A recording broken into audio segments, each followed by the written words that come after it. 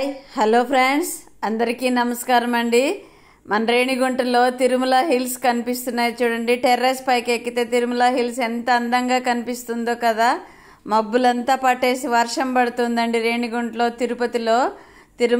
తిరుపతిలో పడింది అంటే తిరుమలలో తప్పకుండా వర్షం పడుతుందండి. బాగా చలి వేస్తూ ఉండొచ్చు తిరుమలలో అనుకుంటున్నాను. మన బోగన్ విలియా చూడండి, ఎంత చెట్టు పెద్ద మానుగు పూసినట్టు పూసినాయి కొమ్మలకి పువ్వులు. చాలా బ్యూటిఫుల్గా ఉందండి మన గార్డెన్ అయితే. ఈరోజు నాకు చాలా బాగా నచ్చింది టెర్రస్ పైకి ఎక్కేసరికి. నిన్నైతే ఎక్కాను టెర్రస్ పైకి, పారిజాతం పూలు ఏరుకుందామని.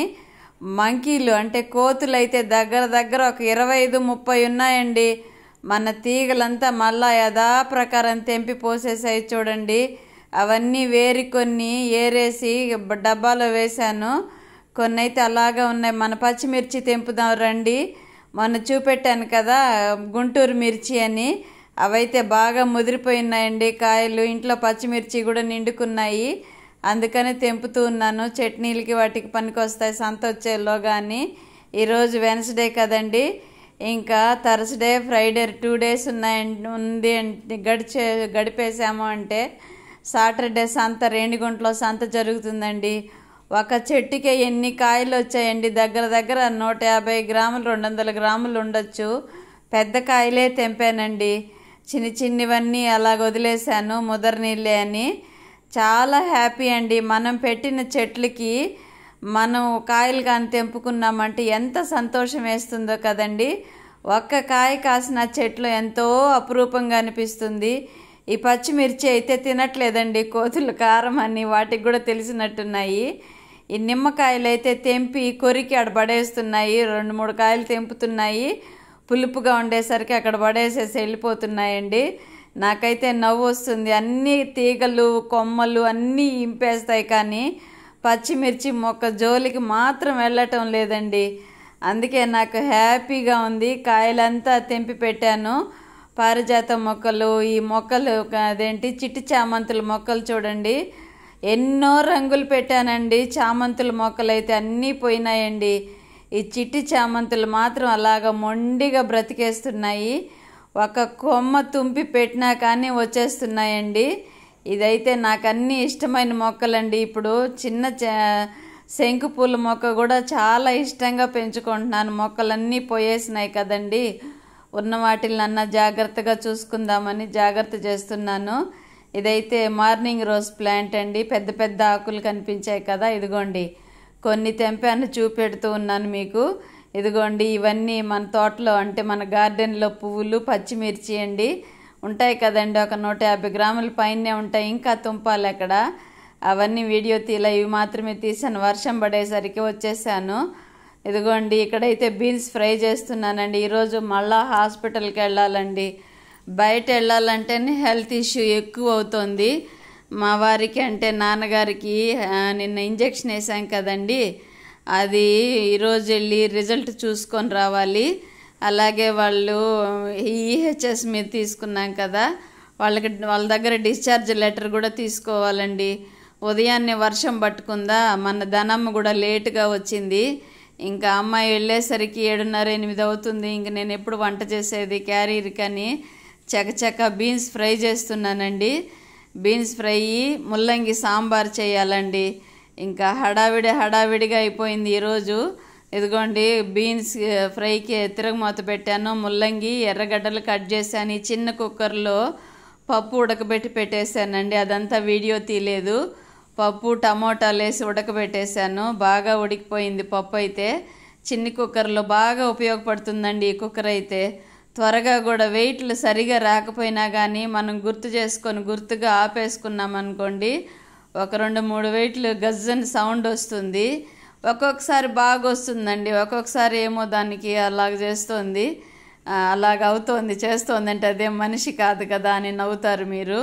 హాయ్ ఫ్రెండ్స్, మీరు నా వ్లాగ్స్ చూస్తున్నట్లయితే నచ్చినట్లయితే లైక్ చేయండి, సబ్స్క్రైబ్ చేయండి, షేర్ చేయండి ప్లీజ్. ఇదిగోండి బీన్స్ ఉడుకుతుంది కదా, త్వరగా ఉడకాలని కొద్దిగా వాటర్ వేసాను.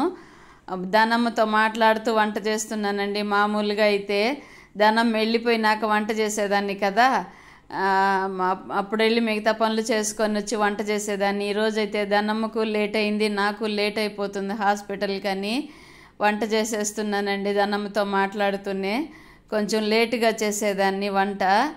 అయితే ఈరోజు త్వరగా చేసేస్తున్నాను. నైటీ మీద ఉన్నాను, ఏమనుకోకండి. తనేదో చెప్తూ ఉంది, నేను మాట్లాడుతూ నవ్వుతూ ఉన్నాను. ఎవరి మనస్తత్వాలు వాళ్ళవే ఉంటాయమ్మా. మనం వాళ్ళ గురించి ఆలోచించుకుంటూ మన టయాన్ని వృధాగా చేసుకోలేం కదా అని చెప్తూ ఉన్నాను. ఏదో ఎవరి గురించో చెప్తూ ఉన్నారు దన్నమ్మ. వాళ్ళు చూడండి ఇలాగున్నారు అలాగున్నారని. ఆ అమ్మాయి కూడా తప్పుగా ఏం మాట్లాడట్లేదు, వదిలేసుకొని చూసుకుంటూ వెళ్ళిపోవడమే అమ్మా మనం అని చెప్తూ ఉన్నాను. వర్షం పడుతూ ఉంది బాగా అంటే మరీ పెద్ద వర్షం కాదు, తడిసేంత మాత్రం పడుతుందండి. ఎర్లీ మార్నింగ్ అయితే బాగా పడిందండి వర్షం రేణిగుంటలో. అందుకే చల్లగా అయిపోయింది వాతావరణం కూడా. చాలా బాగుంటుంది కదండి ఇలాగా. ఎండాకాలంలో ఎండలు భరించి ఇప్పుడు కూల్గా ఉండేసరికి చాలా హాయిగా అనిపిస్తోంది. అయితే ఇలాగున్నప్పుడు నాకు నిద్ర పట్టదండి. ఎండాకాలంలోనే కొంచెం ఏసీ వేసుకొని పడుకున్నాం అనుకోండి, కొంచెం బాగా నిద్ర వస్తుంది అనిపిస్తుంది. పగలు ఉండదు, నాకు రాత్రిళ్ళు కూడా సరిగా నిద్ర పట్టదండి. ఎందుకో చలికాలంలో నా హెల్త్ కండిషన్ అలాగుంటుందో ఏమో. ఇదిగోండి సాంబార్కి పోపు పెట్టేస్తున్నాను. నేనైతే ముందే పోపు పెట్టేస్తానండి. అమ్మ అయితే అలా చేసేవాళ్ళు కాదు. సాంబారు పప్పులో ఇవన్నీ వేసి ఉడకబెట్టేవాళ్ళు.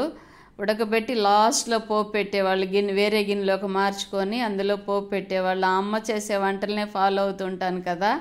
కొన్ని అయితే నా సొంతంగా నేను చేసేస్తూ ఉంటానండి.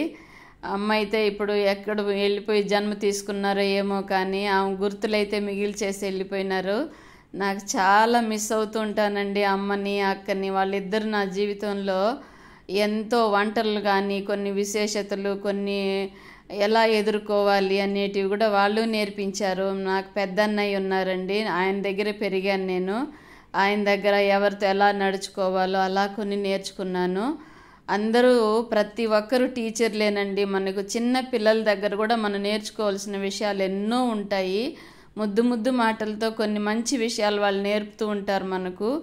వాళ్ళు కూడా మనకు ఆ సమయంలో ఒక టీచరే కదండి. ఎవరు ఏ విశేషతలు నేర్పినా మనకు టీచర్ కిందే గుర్తు రావాలండి. ఎందుకంటే మనకు తెలియనివి వాళ్ళ ద్వారా నేర్చుకుంటున్నాం కాబట్టి వాళ్ళు కూడా మనకు శిక్షకులే. కాబట్టి వాళ్ళలోని విశేషతలకు మనం గౌరవం ఇవ్వాలి. పిల్లలకు వాళ్ళ వయసుకు కాదు, వాళ్ళలోని విశేషతలకు మనం గౌరవం ఇవ్వాలండి. తప్పదు. ఆ విశేషతలు వాళ్ళు భగవంతుడి దగ్గర తీసుకున్నారు కాబట్టి భగవంతుడికి వాళ్ళకి కూడా మనకు నేర్పించిన దానికి థ్యాంక్స్ చెప్పాలండి. ప్రతి సెల్లు ఎందుకో షేక్ అయింది, అలాగవుతూ కొంచెం కదిలినట్టు అయిందండి. దన్నమ్మ చేయి తగిలిందేమో, ఏం కాదులేమ్మా అని చెప్తున్నాను. ఇదిగోండి ఆనియన్స్ వేసి పోపు పెట్టేశాను. కొత్తిమీర కరివేపాకు అవన్నీ వేసానండి. ఆవాలు జీలకర్ర కొద్దిగా వేసాను.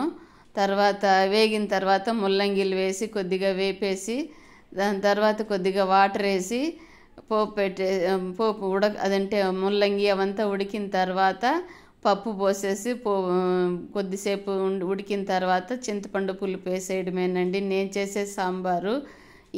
యమ్మీగా ఉంటుందండి. ఇలా చేసి కూడా చూడండి మీరు, చాలా టేస్ట్గా ఉంటుందండి. సాంబార్లు ఇంచుమించుగా నేను ఇలాగ ముందే పోపు పెట్టేస్తూ ఉంటాను. చాలా రుచిగా కూడా ఉంటుందండి. కొందరైతే తర్వాత పోపు పెడతారు కదా, అంటే మా అమ్మ ఉదాహరణ చెప్తున్నాను. కొందరని ఇతరులు తీసుకోవడం ఎందుకు, అమ్మ అయితే అలా చేసేవాళ్ళు. అన్నీ ఉడికిపోయిన తర్వాత అన్నీ పచ్చివే వేసి ఉడకబెట్టేసేవాళ్ళు.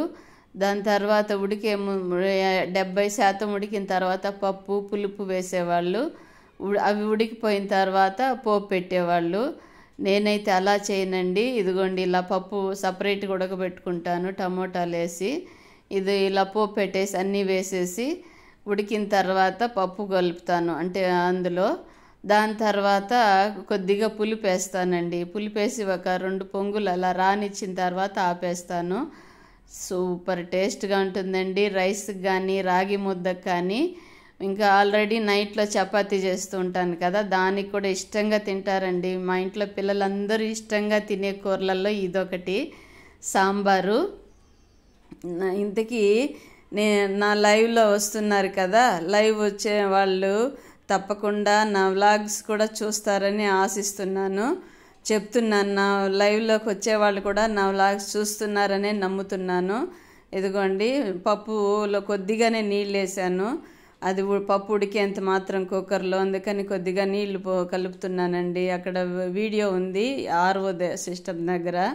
ఇంక నీళ్ళు పట్టుకుంటూ ఉంటే డిస్టర్బ్గా ఉంటుందని కుండలో ఇంతకు ముందే పట్టి పెట్టానండి. వాటరు తాగడానికి కడిగి పట్టి పెట్టాను. ఆ నీళ్లు వేస్తున్నాను సాంబార్లు ఉడకడానికి, కూరగాయల ముక్కలు. అదిగోండి, పప్పు కూడా మెదుపుకునేసి అందులో కలిపేసామనుకోండి, ఇంకా సూపర్ సాంబార్. మనకు కాంబినేషను బీన్స్ ఫ్రై అండి. ధనమ్మతో మాట్లాడుతుంటే టైమే తెలియలేదండి. ఈరోజు చకచక అయిపోయింది వంట కూడా. సాంబారు, రైసు, నాన్నగారికి రాగి జావా అన్నీ చేసేసానండి. తర్వాత వెళ్ళి మిగతా పనులు చూసుకున్నాను. త్వరగా అయిపోయినట్టు అనిపించింది వంట. ఎవరైనా మాట్లాడుతూ ఉంటే చేస్తూ ఉన్నామనుకోండి, శ్రమ కూడా తెలియదేమో ఒక్కొక్కసారి అనిపించింది. నాకు ఎక్కువ శాతము సైలెంట్గా ఉండడమే ఇష్టం అండి.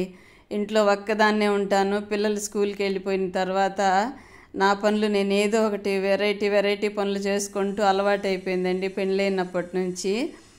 ఇంకా అత్తగారింట్లో ఉన్నప్పుడైతే అందరితో కలిసిమెలిసి ఉండేదాన్ని. అప్పుడు కూడా ప్రైవసీగా ఉండేదాన్నండి. ఉండాల్సిన టైంలో వాళ్ళతో కలిసి ఉండేదాన్ని. దాని తర్వాత నా రూమ్లోకి వెళ్ళిపోయి బుక్స్ చదువుకోవడము, ఏదో నా కుట్టుకోవడము అలా చేసేదాన్ని. అలా కొద్ది రోజులు, ఇలా కొద్ది రోజులు. ఇప్పుడైతే ఎక్కువ శాతం సైలెంట్గా ఉండడమే ఇష్టమండి నాకు. ఎవరితోన్నా మాట్లాడనని కాదు, కానీ మాట్లాడేంత వరకు మాట్లాడి ఏకాంతంగా, అంటే సైలెంట్గా అయిపోయి ఏదైనా పుస్తకాలు చదువుకోవడము, ఏదైనా వర్క్ చేసుకోవడము అలా చేస్తూ ఉంటాను. ఇదిగోండి, సాంబార్ కూడా రెడీ అయిపోయిందండి. పులుపు కూడా వేసేసాను, అది స్కిప్ చేసేసానండి, సారీ ఏమనుకోకండి. ఇదిగోండి, ఇదైతే బీన్స్ ఫ్రై కూడా తయారైపోయింది. ముల్లంగి సాంబారు రెడీ అండి. ఇంకొక 2 నిమిషాలు ఉంటే సరిపోతుంది. సాంబార్ అంటే, ముల్లంగి సాంబార్ అంటే ఇష్టంగా తింటారండి మా పిల్లలు. మా వ్లాగ్ నచ్చినట్లయితే ఒక లైక్